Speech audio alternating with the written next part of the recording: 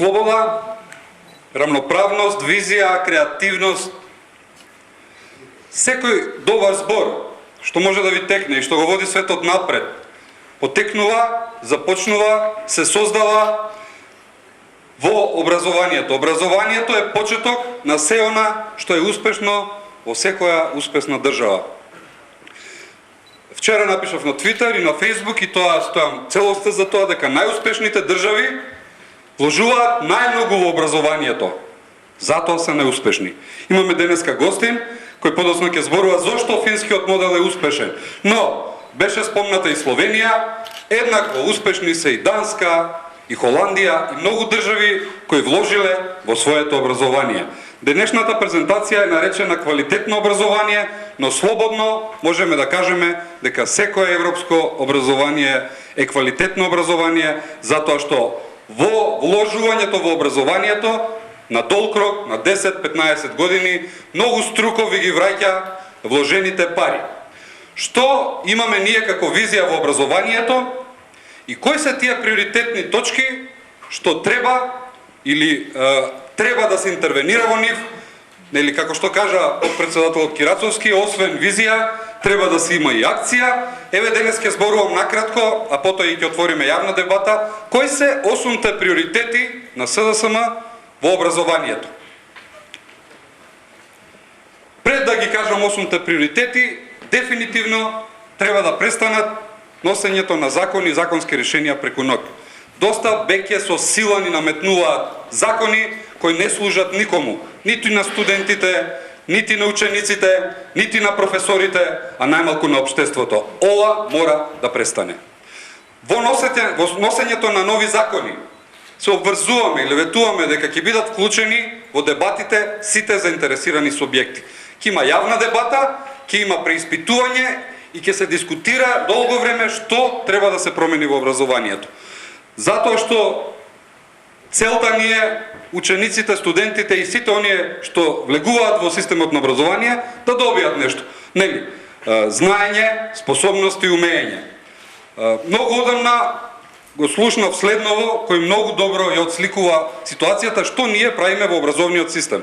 Не е цел младите да поминат низ образовниот систем. Не е цел да поминат низ универзитетот. Цел е универзитетот и школата да помине низ нив и да остави трага, да остави некакво знаење, да ги научи на некакви способности, да ги истренира и секако да ги научи да умеат нешто, да создадат, да направат и да тргнат успешно и во животот, и во кариерата, и секако. Единствена цел и само ова може да се постигне преку креативен, слободен, инспириран, горд наставнички професорски кадар. Токму оваа власт го направи спротивното.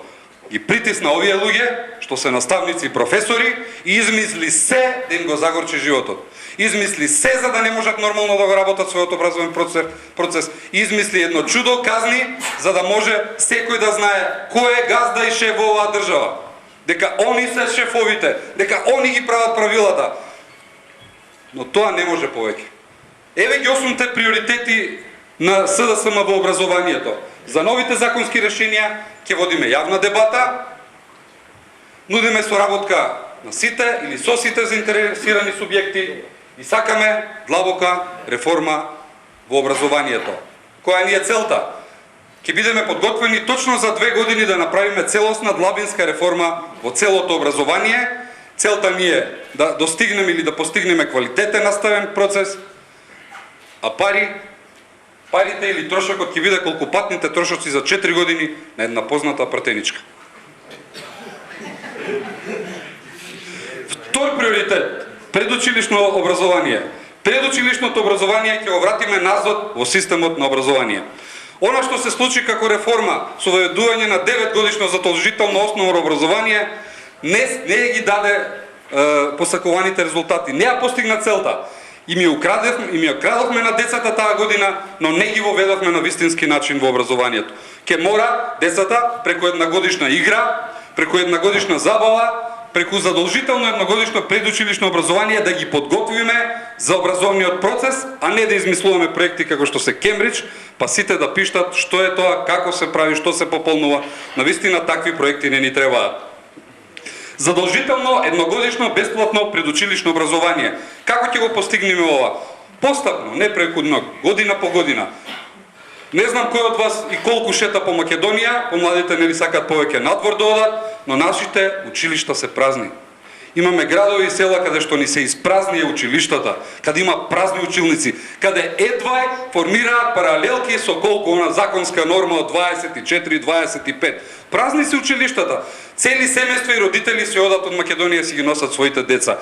Токму таму ќе започнеме со предучилишното задолжително образование и сакаме интеграција и шанса, фер шанса на децата од сите социјални слоеви, вклучувајќи ги тука и регионалните и етничките разлики. Време. Од 2016 до 2020 нашата основна цел е барем да го зголемиме опфатот за 50% на оваа млада популација, пари, колку трошокот за изградба на еден коњ од поголемите. Трет приоритет, намалување на наставната програма. Оваа точка или овој приоритет, низ последниве неколку дебати што ги имавме низ Македонија, предизвика многу интерес. Што е целта? Намалување на бројот на предмети во пониските нивоа на образование, но не на штета на наставниците. Нема никој да го загуби своето работно место. Ова нема да го направиме преку ног, ќе го направиме во еден постапен процес, сукцесивно. Но ќе воведеме уште една мерка или ќе направиме нешто што можеби досега не е направено. Оние наставници и професори што имаат минимум 20 години искуство, оние што се минимум 25 или 30 години во наставниот процес, ќе им дадеме шанса да ги менторираат помладите колеги. Зошто секој да започне од почеток? Зошто секој да се мачи и сам, да ги прави грешките и да открива како сега треба да предавам, учениците не ме слушаат, па како да предизвикам интерес, па колку треба да се подготвувам? Едноставно, оние што се најискусни, што имаат време, ќе им го намалиме задолжителниот фонд на часови и ќе им овозможиме да бидат ментори на помладите колеги. Ете така ќе го направиме тоа. И ќе го ставаме во функција секако дигиталните интерактивни содржини, но не на начин кој се обидува со декрет преку ног, дека мора вие 30% тоа дигитално, па презентации да имате во училници каде што компјутерите одамна исчезна и не постојат. Време, тоа ќе го започнеме од 2017 година, цел ни е помалку предмети, повеќе знаење, посрекни деца. Пари,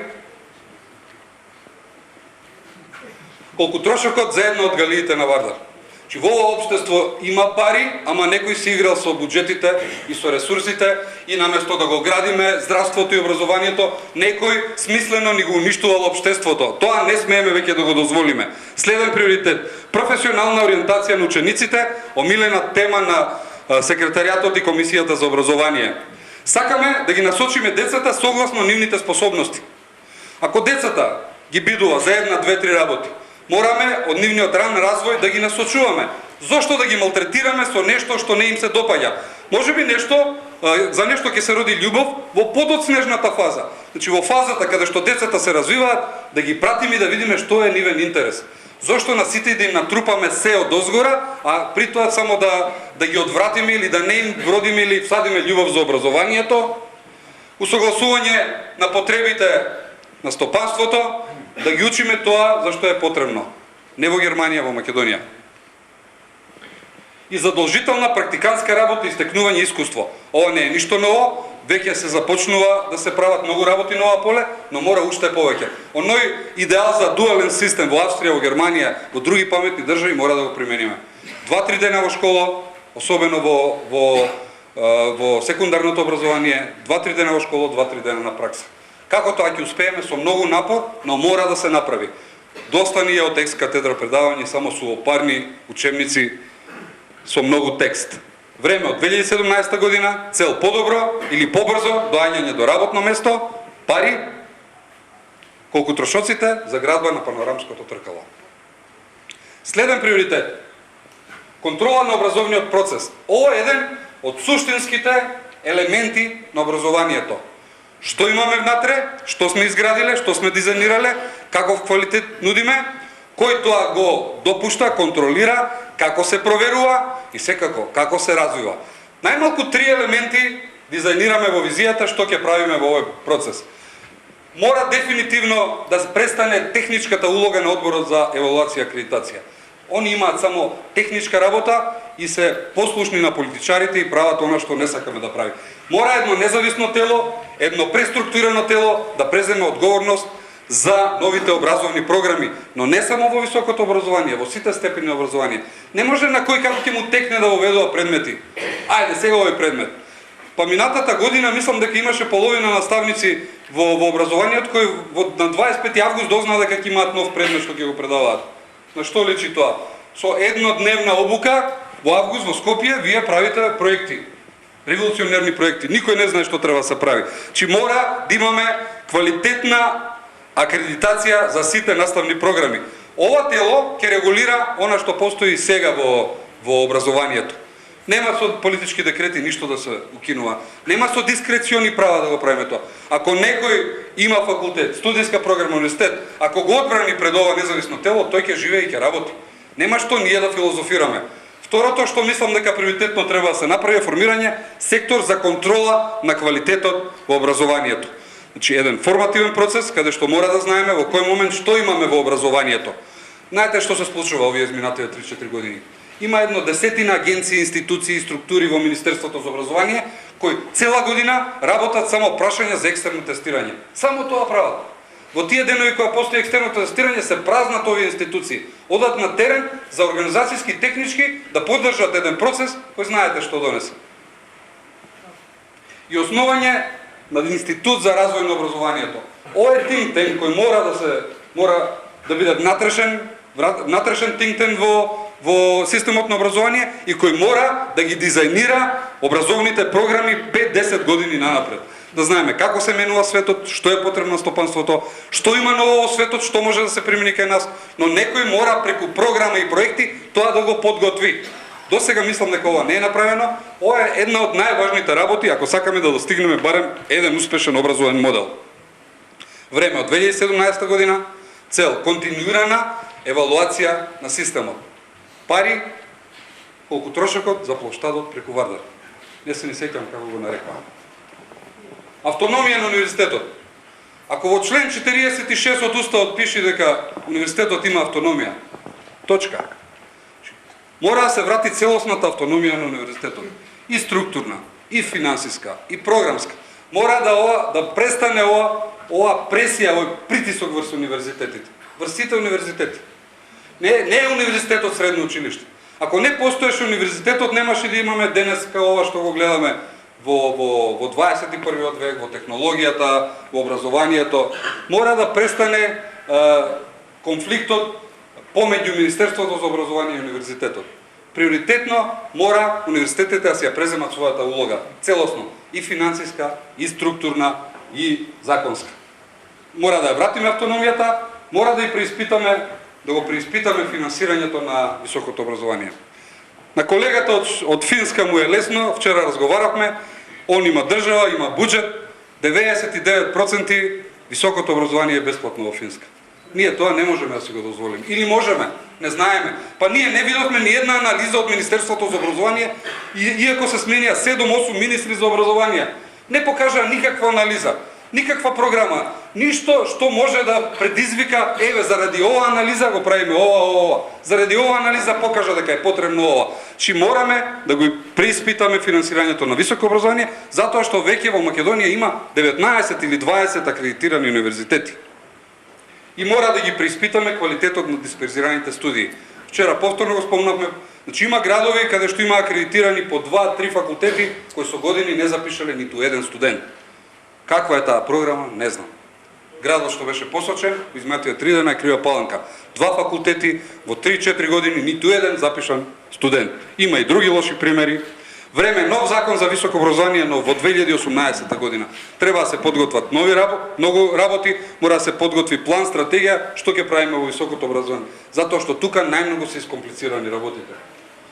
Цел прилагодување кон европските стандарди, мора Македонија да стане член на Европската агенција за контрола на квалитетот во образованието, како што е Хрватска, како што е Словенија, како што се други држави.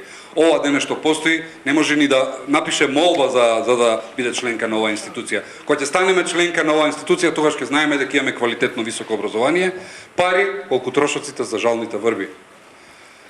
Научно-истражувачки развој, воедување на државен фонд за истражување и развој. Мораме да водиме фонд кој ќе има ресурси, кој ќе може да ја финансира и истражувањето и развојот, но и научните истражувања Република Македонија. Мора да има јавен конкурс, јавно да се аплицира за овие средства и секако мора да се даде поддршка на постојните универзитети, особено научните институти, затоа што без наука нема развој.